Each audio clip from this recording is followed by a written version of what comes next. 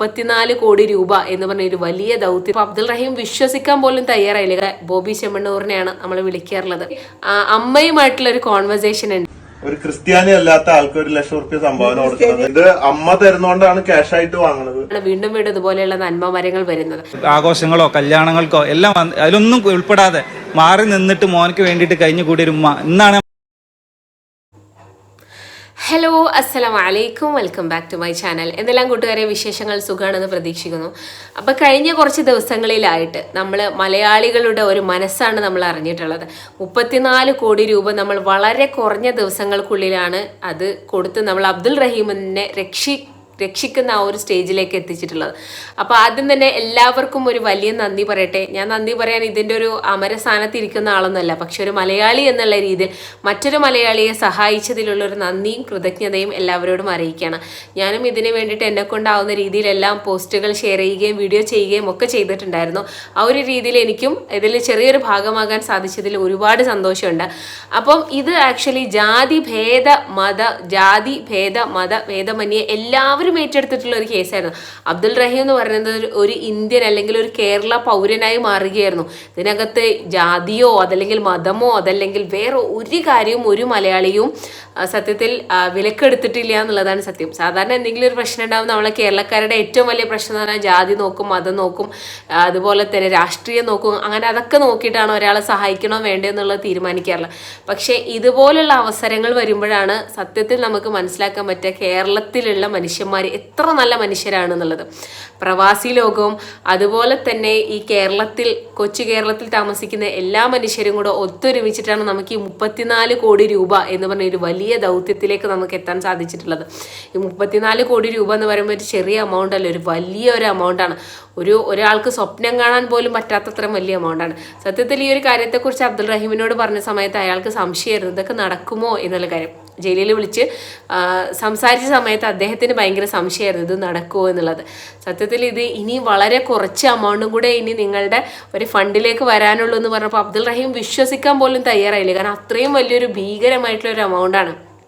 എത്രയോ കോടി റിയാലാണ് 34 കോടി ഇന്ത്യൻ രൂപയായിട്ട് നമ്മൾ കണക്കാക്കുന്നത്. എനിക്ക് തോന്നുന്നു 1.5 കോടി റിയാലോ സൗദി റിയാൽ അങ്ങനെ ഉണ്ടോ തോന്നുന്നു, എനിക്ക് കറക്റ്റ് അറിയില്ല. എന്തായാലും അത്രയും അവരെ സൗദിയുടെ ഫാമിലി ചിലപ്പോൾ പ്രതീക്ഷിച്ചിട്ടുണ്ടാവില്ല ഇത്രയോ ഒരു വലിയൊരു എമൗണ്ട് അബ്ദുൾ റഹീമിനെ കൊണ്ട് അല്ലെങ്കിൽ അവരുടെ ഫാമിലിക്ക് സ്വരൂപിച്ച് നൽകാൻ പറ്റും എന്നുള്ളത്. ഇതെല്ലാം പറയുന്ന സമയത്ത് നമ്മൾ ഒരിക്കലും മറന്നു പോകാൻ പറ്റാത്ത ഒരു പേരാണ് ബോച്ചെ എന്ന് വളരെ സ്നേഹത്തോടു കൂടെ ബോബി ചെമ്മണ്ണൂറിനെയാണ് നമ്മൾ വിളിക്കാറുള്ളത്. സത്യത്തിൽ ഈ ബോബി ചെമ്മണ്ണൂറിൻ്റെ പല വീഡിയോസും അതുപോലെ തന്നെ അദ്ദേഹത്തിൻ്റെ പല കോപ്രായങ്ങളും കാണുമ്പോൾ ഒരു അരക്കിറുക്കൻ അല്ലെങ്കിൽ ഒരു അരവട്ടൻ എന്നാണ് എനിക്ക് ഫീൽ ചെയ്തിട്ടുള്ളത് പല സമയത്തും. പക്ഷേ ഈ ഒരു അരവട്ടനാണ് ഈ ഒരു കേരളത്തെ മുഴുവൻ ഒരുമിപ്പിച്ചുകൊണ്ട് ഒരു തരത്തിലുള്ള ഡിഫറൻസസും ഫീൽ ചെയ്യിപ്പിക്കാത്ത രീതിയിൽ ഒരുമിച്ച് നിർത്തിക്കൊണ്ട് ഈ ഒരു വലിയ ദൗത്യം 34 കോടി രൂപ എന്ന് പറഞ്ഞ ഒരു വലിയ ദൗത്യത്തിലേക്ക് എല്ലാവരെയും ഒരുമിച്ച് കൊണ്ടുവന്നിട്ടുള്ള ഒരാൾ ബോച്ചെ എന്ന് പറഞ്ഞ ഒരാളാണ്.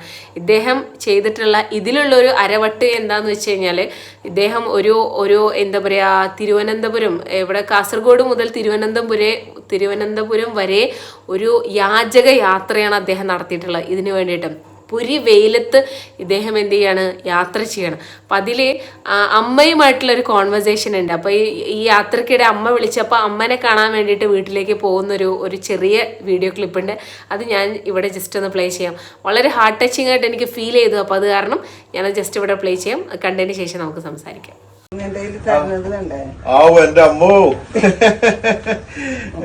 എന്റെ അമ്മ ആദ്യമായിട്ടാണ് ഒരു ക്രിസ്ത്യാനി അല്ലാത്ത ആൾക്ക് 1 ലക്ഷം റുപ്യ സംഭാവന കൊടുക്കുന്നത്.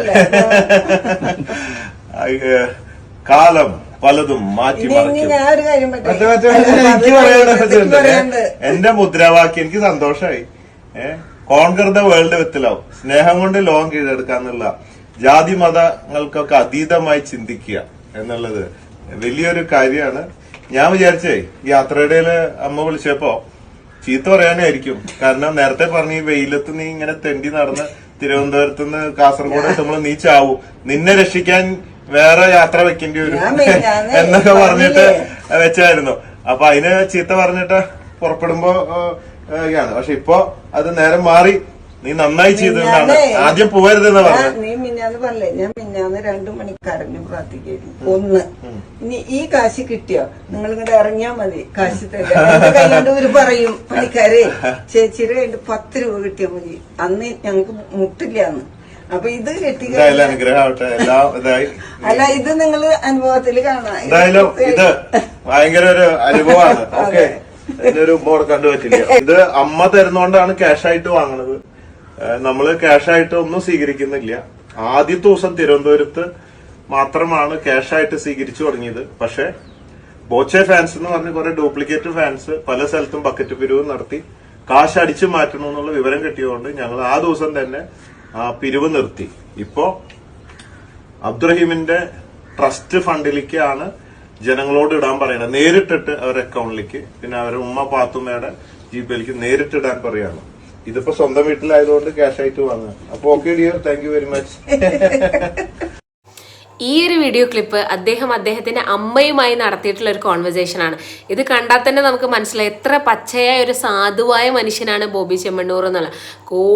കോടിക്കണക്കിന് ആസ്തിയുള്ള ഒരു മനുഷ്യനാണ് ഇദ്ദേഹം. എന്നിട്ടും ഒരു പാവം അബ്ദുൾ റഹീമിന് വേണ്ടിയിട്ട്, വേറെ ഏതോ ജാതിയിൽപ്പെട്ട വേറെ ഏതോ രാജ്യത്ത് ജയിലിൽ കിടക്കുന്ന ഇയാൾക്ക് വേണ്ടിയിട്ട് അദ്ദേഹത്തിന്റെ മനസ്സ് മുന്നിലേക്ക് വന്നു എന്നുണ്ടെങ്കിൽ അദ്ദേഹത്തിനുള്ളിലുള്ള മനുഷ്യത്വം.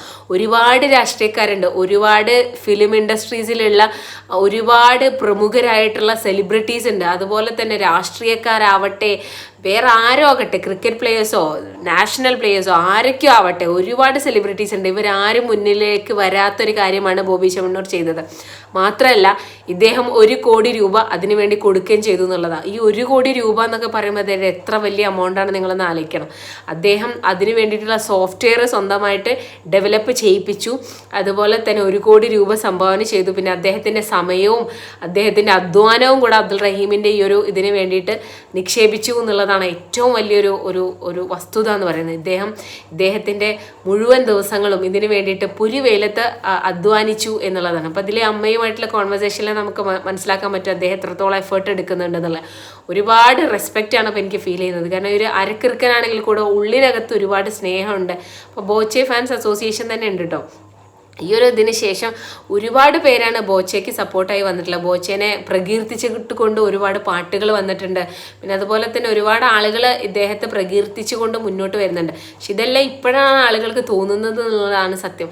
എങ്ങനെയോ ഇദ്ദേഹത്തിൻ്റെ ഒരു എഫേർട്ട് കൊണ്ടും പിന്നെ കേരളക്കരയുടെ മനസ്സുകൊണ്ടും ആ 34 കോടിയിലേക്ക് നമ്മൾ വളരെ പെട്ടെന്ന് എത്തി. പക്ഷെ ആ വളരെ പെട്ടെന്ന് എത്താൻ വേണ്ടിയിട്ട് ഇദ്ദേഹം എടുത്തിട്ടുള്ള എഫേർട്ട് ചെറുതല്ല എന്നുള്ളതാണ്. സോഷ്യൽ മീഡിയയിലുള്ള ക്യാമ്പയിനിങ്, അതല്ലാതെ തന്നെ റോഡിലൂടെ നടന്നിട്ടുള്ള ക്യാമ്പയിനിങ്, അങ്ങനെ ഒരുപാട് കാര്യങ്ങൾ ഇദ്ദേഹം ചെയ്തിട്ടുണ്ട് ഇതിന് വേണ്ടിയിട്ടെന്നുള്ളത് നമുക്ക് ഒരിക്കലും വിസ്മരിക്കാൻ പറ്റാത്തൊരു കാര്യമാണ്. പിന്നെ ഇദ്ദേഹം തന്നെ പറയുന്നുണ്ട് ഇനി ഇദ്ദേഹത്തിൻ്റെ 2ാമത്തെ ദൗത്യം എന്താണെന്ന് വെച്ച് കഴിഞ്ഞാൽ അബ്ദുൾ റഹീം തിരിച്ച് നാട്ടിലെത്തിയതിന് ശേഷം അബ്ദുൾ റഹീമിന് ആദ്യം വിചാരിച്ചിട്ടുണ്ട് ഇദ്ദേഹത്തിൻ്റെ റോൾസ് റോയ്സ് കാറിൻ്റെ ഒരു ഡ്രൈവിംഗ് ജോലിയാണ്. പക്ഷേ 18 വർഷത്തോളം ജയിലിൽ കിടന്ന അബ്ദുൾ റഹീമിന് ചിലപ്പോൾ ഇനി അത് ചെയ്യാനുള്ള കഴിവുണ്ടാവില്ല. അപ്പോൾ ഇനിയുള്ള കാലം സുഖിച്ച് ജീവിക്കട്ടെ എന്നുള്ളത് കൊണ്ട് ഒരു ലക്കി ഡ്രോ, എന്തോ ഒരു ബോച്ചെ ടീൻ്റെ ഒരു ലക്കി ഡ്രോ വെച്ചുകൊണ്ട് അതിൽ നിന്ന് കിട്ടുന്ന കാശ് വെച്ചിട്ട് ഒരു ബോച്ചെ ടീ ഫാക്ടറിയോ അതോ ഒരു ടീ ഔട്ട്ലെറ്റ് എന്തോ അബ്ദുൾ റഹീമിന് വേണ്ടിയിട്ട് ഓപ്പൺ ചെയ്ത് കൊടുക്കുമെന്നും ഓപ്പണായിട്ട് അദ്ദേഹത്തിൻ്റെ ഇൻസ്റ്റഗ്രാം അക്കൗണ്ടിലൂടെ ലൈവിലൂടെ അദ്ദേഹം ജനങ്ങളെ അറിയിച്ചിട്ടുണ്ട്. അപ്പോൾ നമ്മളതെല്ലാം നോക്കിക്കൊണ്ടിരിക്കുകയാണ്. അപ്പോൾ സെലിബ്രിറ്റീസ് ആയിക്കഴിഞ്ഞാൽ ഇങ്ങനെയായിരിക്കണം, അതല്ലാണ്ട് എന്ത് ചെയ്യരുത്, മറ്റുള്ള ആളുകൾക്ക് ഒരു പരിഹാസപാത്രമാകുന്ന രീതിയിലുള്ള ഒരു സെലിബ്രിറ്റീസ് അല്ല ആവേണ്ടത്. നമ്മുടെ മനുഷ്യത്വം കൊണ്ട് വേണം നമ്മൾ സെലിബ്രിറ്റീസ് ആവാൻ. അതല്ലാണ്ട് നമ്മുടെ വേറെ എന്തെങ്കിലും ഹുങ്കോ അഹങ്കാരം കൊണ്ടോ നല്ല സെലിബ്രിറ്റീസ് ആവേണ്ടത് എന്നുള്ളതിന് ഒരു ഉത്തമ ഉദാഹരണമാണ് നമ്മുടെ ബോച്ചെ മുന്നിൽ കൊണ്ടുവച്ചിരിക്കുന്നത്. അപ്പോൾ എന്തായാലും ബോച്ചയ്ക്ക് ഒരുപാട് റെസ്പെക്റ്റ്, ഒരുപാട് ലവ്. പിന്നെ അടുത്തത് പറയാനുള്ളത് ബോച്ചേൻ്റെ ഈ ഒരു യാത്രേൻ്റെ ഒരു വീഡിയോ കൂടെ എനിക്ക് നിങ്ങളെ കാണിക്കാനുണ്ട്. അപ്പോൾ ആ വീഡിയോ കൂടെ നമുക്കൊന്ന് ജസ്റ്റ് കണ്ടിട്ട് വരാം. അപ്പോൾ ആ ബോച്ചേൻ്റെ ആ ഒരു യാചക യാത്ര, അതിൻ്റെ ഒരു വീഡിയോ നിങ്ങൾ കണ്ടിട്ട് വരും. നന്ദി, എല്ലാവർക്കും നന്ദി. 18 വർഷമായി സൗദി ജയിലിൽ കിടക്കുന്ന അബ്ദുൾ റഹീം എന്ന നിരപരാധിയെ തൂക്കുകയറിൽ നിന്ന് രക്ഷിക്കാൻ വേണ്ടി ഈ പൊരിവേലത്ത് എൻ്റെ ഒപ്പം യാചിക്കാൻ വന്ന എല്ലാവർക്കും നന്ദി. എല്ലാ ജില്ലയിലും ബോച്ചെ ഓക്കെ, ഭയങ്കര ഹാർട്ട് ടച്ചിങ് ആയിട്ട് ഫീൽ ചെയ്തിട്ടോ. ഇദ്ദേഹത്തിൻ്റെ സമയവും അതുപോലെ അധ്വാനവും അതുപോലെ തന്നെ വിയർപ്പും എല്ലാം ഇതിനു വേണ്ടി കൊടുത്തുകൊണ്ട് ഒരു യാചകയാത്ര എന്ന് പറയുമ്പോൾ നമുക്ക് കേൾക്കുമ്പോൾ തന്നെ എന്തൊക്കെയോ ഒരു പരിഹാസമൊക്കെ ഫീൽ ചെയ്യും. പക്ഷേ അബ്ദുൾ റഹീമിനെ മോചിപ്പിക്കുക എന്നുള്ള ഒരു ഏറ്റവും വലിയ ദൗത്യം ഇദ്ദേഹത്തിൻ്റെ ചുമലിൽ ഏറ്റെടുത്തുകൊണ്ട് ഇതിൽ പോയി എന്നുള്ളതാണ്. പല ആളുകൾക്ക് ഇപ്പോഴും അറിയില്ല ഇതിന് പിറകെ ബോച്ചയാണെന്നുള്ളത്. അപ്പോൾ അതുകൊണ്ടാണ് ഞാനിങ്ങനെ ഒരു വീഡിയോ ചെയ്യുന്നതെന്ന് വിചാരിച്ചത്.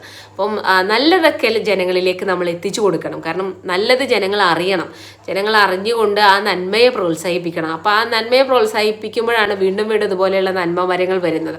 നമ്മൾ പറയേണ്ടത് ഇതിൽ വേറെയും നമ്മുടെ നാട്ടിൽ ഒരുപാട് നന്മ മരങ്ങളുണ്ട്. അവരിലൊന്നും ഈ കേസ് എത്തിയിട്ടില്ല എന്നുള്ളതാണ് ഏറ്റവും വലിയ വസ്തുത. അപ്പോൾ എന്തായാലും അബ്ദുൾ റഹീം വളരെ ചുരുങ്ങിയ ദിവസങ്ങൾക്കകത്ത് തന്നെ നമ്മളടുത്തേക്ക് തിരിച്ചെത്തുമെന്ന് പ്രതീക്ഷിക്കുന്നു. അപ്പം നമ്മൾ ദിയാദനം എന്തായാലും അവിടെ എത്തിക്കാനുള്ള ഏർപ്പാടുകളെല്ലാം ബോച്ചയും സംഘവും എല്ലാം ചെയ്തിട്ടുണ്ട്.